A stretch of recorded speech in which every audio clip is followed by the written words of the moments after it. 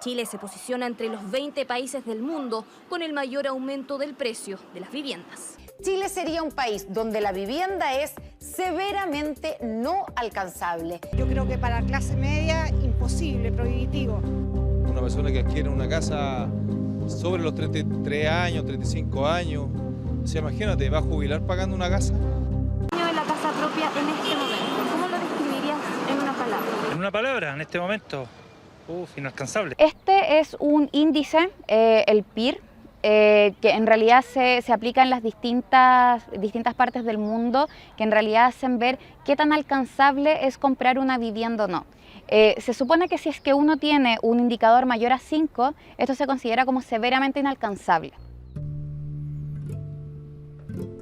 Capital se le llama a las máquinas y edificios que sirven para producir los bienes y servicios de la economía, e incluye también los activos financieros como las acciones de la bolsa, la propiedad de la tierra y las viviendas. La sociedad capitalista, como la conocemos hoy, funciona de tal manera que una gran mayoría de familias viven a partir de los salarios que obtienen por su trabajo, mientras otro grupo de familias, una minoría por cierto, pero mucho más afortunada, vive de los ingresos generados a partir de la propiedad del capital, el cual no requiere, por decirlo de alguna manera, que estas personas se levanten a trabajar por las mañanas. En esta lógica, en 2014, el economista francés Thomas Piketty evidenció que durante gran parte del último siglo, los ingresos del capital habían crecido más rápido que el resto de la economía, dejando una parte cada vez menor para los salarios. Pero al poco andar, más economistas salieron al paso, diciendo que no se trataba de cualquier tipo de capital. De acuerdo a los datos de Piketty, lo que estaba acaparando los ingresos de los países era principalmente la propiedad de las viviendas.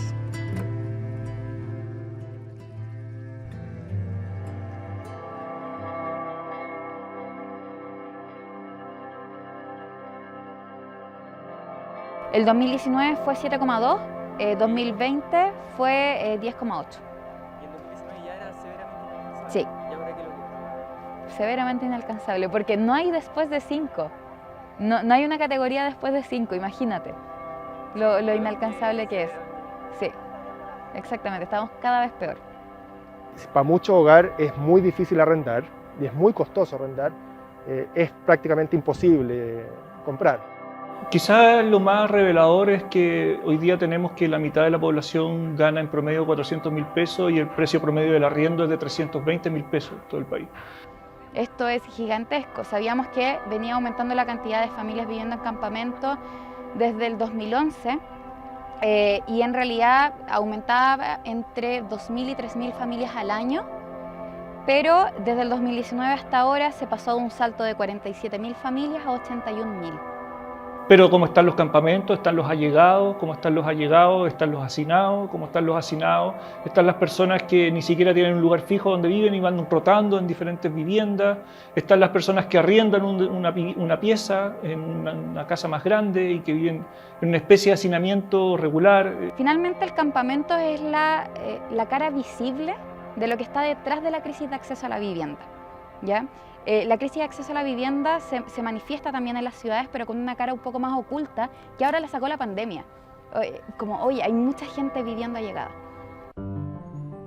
Algunas de las ideas que explican la actual crisis de las viviendas se remontan a los inicios del capitalismo. Adam Smith y Karl Marx son quizás los dos economistas más famosos de la historia y representan hasta hoy dos polos ideológicos completamente opuestos. Marx es, entre otras cosas, el padre intelectual del comunismo, mientras que Adam Smith pasó a la historia por decir que el libre mercado es como una mano invisible que, guiada por el egoísmo individual de las personas, llevaba a los países a alcanzar su máximo bienestar social. A pesar de sus evidentes diferencias, curiosamente había una idea en la cual ambos coincidían profundamente. Esta idea se conoce como la teoría de renta de suelo de David Ricardo, pensador que ambos admiraban.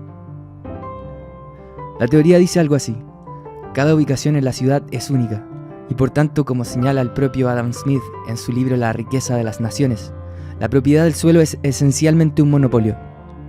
En una ciudad hay ubicaciones más productivas que otras, porque están más cerca de los lugares de interés para la gente. En un mercado de suelo, las familias y empresas competirán por estos lugares, haciendo subir el precio de los arriendos hasta capturar toda esa mayor productividad. Esta captura se conoce en economía clásica como las rentas del suelo. En palabras de Smith, los dueños del suelo cosechan la riqueza producida por la sociedad sin aportar nada a cambio. Para él este no era solo un problema ético evidente, sino principalmente un problema de eficiencia económica que consideraba la mayor amenaza para el correcto funcionamiento del propio capitalismo. Así que estamos de las 9 de la mañana echamos a cocer lentejitas para mi gente de mi top. Sí.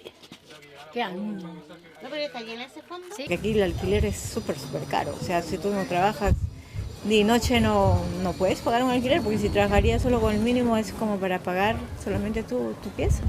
Más la comida, más tu ropa, si te enfermas. Cámara Chilena de Construcción nos preocupa especialmente el hecho de que cada vez es más complejo acceder a la vivienda. Principalmente porque el precio se ha multiplicado muy por sobre el aumento de las remuneraciones, por ende de los ingresos familiares. De hecho, hemos manifestado en múltiples ocasiones que existe un riesgo de que si no somos capaces de tomar las medidas oportunamente, esto escale y se transforme, y esperamos que así no sea, en una crisis social. Si alguien conocía las reglas del juego, era la actriz, inventora y activista norteamericana Lizzie McGee, que en 1903 patentó la creación de uno de los juegos de mesa más vendidos de la historia. Comercializado por Hasbro en todo el mundo con el nombre de Monopoly, y su versión local, La Gran Capital, se inspiraba en las ideas del economista Henry George para mostrar con elocuente simpleza lo que ocurría en una ciudad cuando la propiedad del suelo era dejada en manos del libre mercado. Y cualquiera que lo haya jugado sabe cómo termina, cuando el ganador se queda con todo. Aún así, al menos en el juego todos parten en la misma situación. Según el historiador Gabriel Salazar, en el inicio de la República de Chile, casi 2/3 de la población pertenecía a lo que él llama el Bajo Pueblo, cuyo origen mestizo, fuera del matrimonio, le impedían acceder a los derechos jurídicos, tales como la propiedad de la tierra. Y todavía resulta imposible saber cómo está distribuido el suelo en Chile, porque la información, aunque es pública, está protegida por ley. Pero es evidente que el juego no partió igual para todos, y gracias a Lizzie McGee, sabemos cómo se siente ir perdiendo cuando llega tu turno de avanzar por el tablero. Existen condiciones estructurales que hacen subir el precio de las viviendas, como son la escasez de suelo para desarrollar proyectos habitacionales donde la gente quiere vivir y normativas más exigentes. La escasez de suelo disponible y el aumento en la demanda por viviendas son algunas de las razones del alza en los precios, pero la restricción que muchos municipios impusieron a la construcción de edificios en altura y con mayor densidad agrava aún más el problema. Entonces empezó a haber una especie de invasión en un sector muy pequeño del barrio. El barrio es pequeño en sus cuadras, pero si tú te das cuenta y haces un recorrido, hay proyectadas 23 torres en altura, entre 12 y 20 y tantos pisos. Entonces finalmente es como es un poco lo que la desesperación. Es como, bueno, estamos construyendo ciudades para los habitantes, para la gente, donde hay una vida pública sana, suele es democrática, o estamos construyendo ciudades neoliberales donde el inversionista nos va a definir cómo va a ser nuestro estilo de vida y qué tipo de estilo de vida es la que nos están vendiendo. Bueno, la ciudad de Concepción tiene una densidad poblacional bastante baja. En zonas bastante centrales de la ciudad tenemos densidades que están en torno a los 90 habitantes por hectárea y hay zonas que tienen menos de 30 viviendas por hectárea. El número de viviendas, por lo tanto, por cada manzana suele estar entre las 10 y las 50, lo cual es una cifra bastante baja que puede incrementarse notablemente con procesos de densificación que no necesitan recurrir a grandes alturas. Desde la Cámara de la Construcción, gremio inmobiliario, hay regulaciones que hacen muy difícil construir, pero por otro lado vemos que se construye vivienda en altura en diversas comunas al mismo tiempo. En el caso de Santiago, la red de metro genera oportunidades súper buenas de localización en distintas partes de la ciudad simultáneamente. Es decir, cada vez que el metro se amplía una de sus líneas nuevas y con un número X de estaciones nuevas que aparecen en el territorio, abre cientos, por decir miles de hectáreas nuevas como posibilidad de localización, dado la buena accesibilidad que tiene el metro y que representa por las personas. Si bien las inmobiliarias usan el argumento de la escasez del suelo para presionar a los municipios a liberalizar su uso. La ciudad de Concepción ha crecido por décadas a lo alto y ancho con muy pocas restricciones normativas. Aún así, en 2019 alcanzó el triste podio de ser la segunda ciudad del país con precios más altos según la Cámara Chilena de la Construcción. La escasez de suelo, por tanto, no parece ser suficiente para explicar toda el alza de los precios. Al mismo tiempo vemos cómo las inmobiliarias ya no promocionan sus viviendas como un buen lugar para vivir, sino como una buena oportunidad para invertir. La vivienda se ha convertido en un activo financiero y por tanto su precio ya no refleja solo su valor de uso, sino las expectativas de retornos futuros que éstas generan. Y cuando el dinero proviene principalmente de los bancos en formas de créditos poco regulados, estas expectativas podrían no tener límites. Este fenómeno es conocido popularmente como la especulación inmobiliaria y últimamente también como la financiarización de la vivienda. La oferta de viviendas, curiosamente, tampoco ha crecido lo suficiente para sostener esta mayor demanda. Los académicos Vergara y Aguirre de la Universidad de las Américas en 2019 denunciaron proyectos inmobiliarios con tasas de rentabilidad que superaban el 100%. Lefort y Vargas de la Universidad Diego Portales, por su parte, en 2012 encontraron comportamientos anormales en los márgenes de ganancia obtenidos por las inmobiliarias en proyectos destinados a los segmentos medios, que evidenciaban una posible colusión tácita entre oferentes. Este mercado, dominado por proyectos de gran envergadura, representa barreras de entrada importantes para las empresas de menor tamaño. No es imposible pensar entonces que las familias chilenas están trabajando una buena parte de su vida para pagar las ganancias del sector inmobiliario. ¿Por qué se da este proceso mundial de aumento de la vivienda? Es que la vivienda ha perdido y sigue perdiendo a diario su valor de uso, su valor social de cómo lo vives y lo vives en el territorio, y se ha transformado primero en lo que decíamos, todo se ha vuelto una mercancía. Pero ahora, como nos lo explica muy bien Raquel Nerolnik en su libro La guerra de los lugares, es que ya no es una mercancía, sino que es un activo financiero. Entonces, ya no importa ni la forma, ni la habitabilidad, ni el lugar, sino que sencillamente es el negocio inmediato que puedes hacer y la transacción y la ganancia que acumulas de inmediato, y si es necesario por disposición de la calidad de vida de quienes están ahí. La presión de adquirir vivienda a granel, como está ocurriendo hoy en día, ya no viene por las clases medias, viene por los sectores de ingreso alto-medio, profesionales de buen ingreso, ingenieros, médicos, etc. No tienen para qué ser propietarios de grandes empresas, ni grandes especuladores. Son personas que por el único acceso a la deuda que tienen en los bancos pueden ir y comprar vivienda a granel, 10 unidades de vivienda por edificio, por ejemplo. Yo conozco médicos que han comprado edificios completos y lo arriendan. Y con eso se aseguran un futuro. Estamos hablando de que la clase alta y la clase media acomodada están encontrando un nicho de incremento de sus rentas a través de la acumulación de los activos de vivienda para invertir. Eso se explica bastante en el sentido de que Chile es un país que tiene problemas con los sistemas de pensión de las personas, y las personas que tienen mayores ingresos ven en la vivienda una gran oportunidad de incrementar sus ingresos y su pensión de vejez. Y ahí está otro problema. En Chile se destapó la olla de que tenemos un sistema de previsión social precario y una jubilación paupérrima. Es difícil entonces pensar que una persona que compra 4 propiedades está tratando de destruir el mercado de la vivienda y no quiere que la gente sin ingresos no tenga vivienda. Esa persona se ve presionada por un futuro totalmente incierto en materia de seguridad social.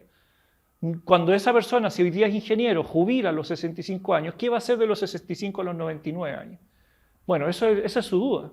¿A costa de qué? A costa de copar más del 40% de la producción anual, generando una escasez artificial en la vivienda y explicando su incremento de precio a los niveles abismantes que vemos hoy.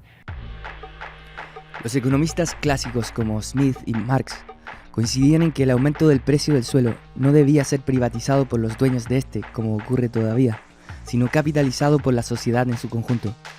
En lo que no estaban de acuerdo, sin embargo, era en la forma. Adam Smith proponía expropiar las rentas del suelo mediante un impuesto, lo que en Chile sería equivalente a aumentar las contribuciones de bienes raíces, mientras que Marx creía en la estatalización del suelo. Ambas formas cumplen el mismo objetivo, de terminar con la especulación en el mercado de la vivienda, y su análisis hoy cobra especial relevancia.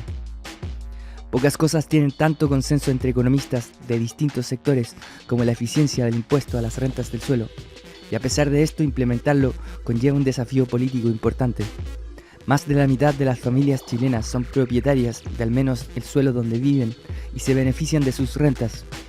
En un país sin confianza en su sistema de seguridad social, estas sirven como el principal ahorro para la vejez, pero significa que la mitad que no tiene viviendas está pagando la jubilación de la mitad que sí la tiene. Implementar un impuesto a las rentas del suelo, por tanto, requiere tomar medidas de compensación y una alternativa razonable de ahorro para la jubilación, algunas de las cuales podrían ser entregar lo recaudado a un Fondo Nacional de Pensiones, disminuir en paralelo impuestos regresivos como el IVA, o bien distribuir directamente lo recaudado en forma de un ingreso mínimo universal. Sigue estando la pregunta entonces, ¿por qué no se construye y no se produce más vivienda, siendo que hay tal necesidad acuciante de vivienda en el país? Debería haber mayor interés por parte de los productores, es decir, las empresas inmobiliarias, en producir más vivienda, pero no lo están haciendo. Encontramos que había un aumento importante en las rentabilidades del sector inmobiliario y que efectivamente permitía tener bancos de suelo, bancos de reinversión de las inmobiliarias que eran más grandes y buenos negocios para inmobiliarias medianas y pequeñas. Ahora, en esa lógica es importante preguntarse por qué las inmobiliarias pequeñas no son más habituales. La existencia de la empresa inmobiliaria para mí no tiene mucha justificación. Puede hacer, lo que hace una inmobiliaria lo puede hacer una constructora. Lo que hace una inmobiliaria lo puede hacer una empresa de arquitectura. Y siempre lo hizo en Chile. Y se hacía muy buena vivienda, sin la necesidad de la inmobiliaria. Y además, no se hace tan buena vivienda desde que están las inmobiliarias. A pesar de que el país creció y todo lo que se dice, ¿cierto? De que esté de los países más desarrollados de América Latina, país OCDE, etc. Sin embargo, eso no se representa mucho en el espacio construido desde que existe esta lógica de la inmobiliaria. Para mí, eso como punto aparte. ¿Para qué existen las inmobiliarias y quién las inventa y por qué son necesarias? La verdad que de muchas explicaciones ninguna me logra convencer. Yo no soy muy creyente de la solución mágica de que el Estado se encargue de construir vivienda. Creo que como eslogan de campaña a lo mejor puede funcionar, pero yo creo que en el mercado la torta no está bien repartida en términos del financiamiento y el acceso a la participación en el mercado de todas las empresas. Creo que un mercado donde haya mayor participación de un número más diverso de empresas y sobre todo empresas que sean más pequeñas, que puedan operar no solamente en las zonas donde está totalmente liberalizado el suelo y se puede construir a las alturas máximas, que terminamos todos lamentando los guetos verticales que se producen ahí, sino que en barrios como este, donde tienes baja altura y está la norma urbana respetando esa baja altura, que también se pueda construir vivienda y que proteja el patrimonio de los barrios, ¿no? Que proteja las alturas, que proteja la escala de la ciudad y que resuelva el déficit por medio de esa vía. Actualmente, empresas que puedan generar un número determinado de viviendas añadidas al mercado en baja altura, en escalas medias o alturas medias, el financiamiento para esas empresas es realmente difícil. Viena es la mejor ciudad para vivir del mundo según The Economist, o sea, ningún ranking marxista ni mucho menos. El Economist dice que la mejor ciudad del mundo para vivir es Viena. En Viena el 60% de la vivienda es pública. En Viena no existe el menor nivel de segregación socioespacial de toda la Unión Europea. Viena, la calidad de vida es altísima, etc. ¿Y cuál es la lógica de Viena? Que desde el año 1910 la vivienda es pública, la produce principalmente el Estado. Y cuando no es pública se producen licitaciones del Estado. Entonces el Estado controla, el Estado me refiero al ayuntamiento, a la municipalidad de Viena, el Estado controla el proceso de asignación de vivienda a través de lógica universal. Bueno, para mí no hay que darle tantas vueltas. En la mejor ciudad para vivir del mundo, la vivienda es pública. Y eso es decidor. Los ejemplos más sorprendentes, sin embargo, quizás provengan de países con economías consideradas liberales, donde el Estado ejerce un rol como agente en el mercado del suelo y la vivienda. En Singapur, por ejemplo, la administración pública es propietaria del 90% del suelo urbano y participa en su desarrollo. Además de contar con los precios de vivienda más bajos de Asia, le reporta ingresos al Estado que el año 2012 alcanzaron los 12 billones de dólares. Corea del Sur, por su parte, es uno de los pocos países del mundo donde la relación precio de vivienda a ingreso incluso ha caído en la última década. Aquí el 50% del desarrollo inmobiliario residencial lo hacen empresas públicas. Otro modelo que está siendo mirado con atención por sus vecinos europeos es el de la propiedad pública de la vivienda en la ciudad de Viena. La capital austriaca, de unos 2 millones de habitantes, lidera los rankings de las mejores ciudades para vivir de Europa y una de sus cualidades son los precios de arriendo mucho más accesibles. El legado marxista de Viena es que el 60% de los habitantes viven como arrendatarios de unidades de propiedad estatal con precios regulados. Aquí las viviendas públicas no son solo para los más pobres, sino para los distintos segmentos de ingreso. En Chile un ejemplo interesante, pero a menor escala de este modelo, es el programa de inmobiliaria popular impulsado por Recoleta. Un tercer modelo que ha tomado mucha notoriedad últimamente es la compra de suelo en el entorno de una gran inversión pública previa a su realización. La construcción de una línea de metro en Londres aumenta el valor del suelo en 4 billones de dólares por estación, lo cual es un traspaso directo de riqueza desde la administración pública hacia los privados que podrían usarse para financiar la misma infraestructura. Este modelo es usado por la empresa pública de trenes urbanos de Hong Kong, MTRC, que no solo tiene una de las tarifas más accesibles. En vez de requerir subsidios estatales como ocurre en la mayoría de los países, la empresa reportó ingresos por 1,7 billones de dólares en 2015, donde gran parte de este ingreso provino de la gestión inmobiliaria. Me gustaría que hubiera un Estado con un rol más importante, que pudiera tener capacidad de fiscalizar, capacidad de regular, y que el privado también. El privado es un actor muy importante dentro de la construcción de las ciudades, pero el Estado tiene que dejar bien claras las reglas, en el fondo para que todos podamos tener acceso a una vivienda digna y adecuada. Se ha hecho política de vivienda en función de la abstracción de reducir un déficit habitacional, pero nunca de saber dónde está el producto, en qué condición y cómo vive la gente en estos productos. Lo único que evalúa el Ministerio de Vivienda es si el subsidio se entregó o no. Entonces, como tú no sabes si tu subsidio está generando efectos sociales y no es parte de tu política el medirlo, porque está diseñado así políticamente, el subsidio es literalmente tirar plata sobre la ciudad. Tirar plata sobre la ciudad. No es más que eso. Tirar plata sobre la ciudad para ver qué pasa. Y eso es tremendamente problemático. Tiene que existir un sistema ordenado de planificación e inyección de recursos desde el Estado a la producción de una sociedad, de una ciudad justa. Que no tiene idea de qué es lo que es una ciudad. Entonces ahí hay una desconexión y hay un desconocimiento muy preocupante, porque significa de que lo importante no es el habitar, no es el habitante, no es la comunidad, no es lo colectivo, sino que es el lucro, es lo individual. Y eso creo que en el tiempo en el que estamos viviendo son cosas que en los barrios no se puede perder. O sea, lo colectivo en el barrio es lo más importante. Hay una última dinámica operando al alza de precios de las viviendas que tiene que ver con la forma en la que se crea el dinero en las economías contemporáneas. La mayoría de la gente piensa que cuando los bancos comerciales dan créditos, usan el dinero de otros clientes depositados en sus cuentas de ahorro. Pero los bancos tienen un pequeño secreto: crean dinero. Si bien no es la forma de monedas y billetes, sí ese dinero que aparece en tu saldo de la cuenta corriente. Según el Banco Central inglés, en ese país el 97% del dinero circulando es creado por los bancos comerciales al momento de dar créditos. Y esto trae algunas consecuencias. El rápido crecimiento de los créditos hipotecarios han comenzado a generar inflación. Según el economista de la University College de Londres, Josh Bryan Collins, los créditos explican casi perfectamente la curva de crecimiento de los precios de viviendas para las principales economías de habla inglesa en las últimas décadas. Y si bien no encontré estudios para el caso chileno, algunos creen que podría no ser muy distinto. No ayuda en nada que en Chile los principales bancos son también accionistas de las grandes inmobiliarias que financian, como evidencia el registro de sociedades de la Comisión para el Mercado Financiero en su sitio web, y que los bancos controlen casi por completo el mercado de las tasaciones de viviendas, cuyos resultados evidentemente inciden en sus propias ganancias. Todo esto ocurriendo con muy poca o ninguna regulación. Esto tiene efectos mucho más amplios incluso que el problema de las viviendas. El dinero proveniente de los créditos hipotecarios tarde o temprano se convierte en consumo de bienes, volviendo a la economía adicta a la inflación de los precios.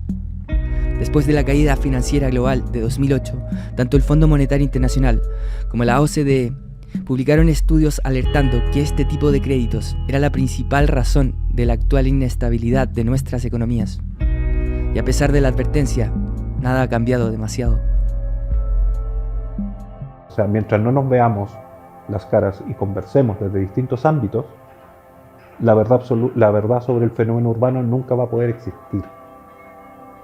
¿Cachai? Por eso yo me reía cuando la gente de la ADI publicaba sus cosas en el Mercurio diciendo que nosotros estábamos armando una fake news. Pero no salían con un estudio contrario. Ni siquiera analizaban nuestros datos. Esto nos va a llevar también al tipo de solución a las cuales podemos contribuir ahora, y es que tienen que ser en un abanico muy grande, y que lo más difícil es de realmente entender la especificidad de cada uno de los tipos de demanda habitacional que hay. Es difícil de decir que la clase media, que la clase popular, hay muchas cosas distintas y variadas. Se supone que ellos son los expertos, no nosotros los ciudadanos, pero ¿quiénes son los que vivimos la ciudad? Somos los ciudadanos, no las inmobiliarias. La inmobiliaria ve un trozo de terreno, eriazo, vacío, donde ven millones de pesos. No lo ven de otra manera. Por lo tanto, ¿por qué nosotros tendríamos que aceptar que ese tipo de empresas, sin escrúpulos, construyan nuestra ciudad? Creo que no corresponde. Creo que el neoliberalismo no se resuelve en la ciudad, el neoliberalismo urbano no se resuelve necesariamente estatizando, sino que creo que se resuelve haciendo que el mercado funcione de una manera normal y no anormal y altamente polarizada como tenemos ahora.